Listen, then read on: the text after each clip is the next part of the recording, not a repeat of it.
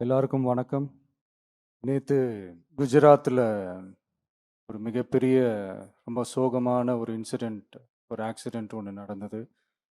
ஒரு flight crash. சில videos, சில ஃபுட்டேஜஸ், சில அந்த ஃபோட்டோஸ்லாம் பார்க்கும்போது உண்மையிலேயே மனசே பதறுது. அடுத்த நொடி நிச்சயம் இல்லாத வாழ்க்கை.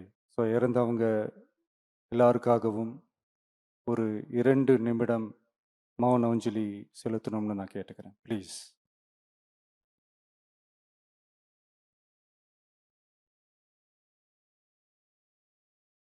தேங்க்யூ.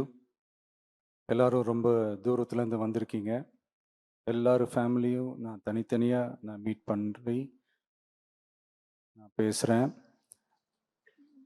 பட் ஒரு சின்ன ரிக்வெஸ்ட், இந்த சந்தர்ப்பத்தில்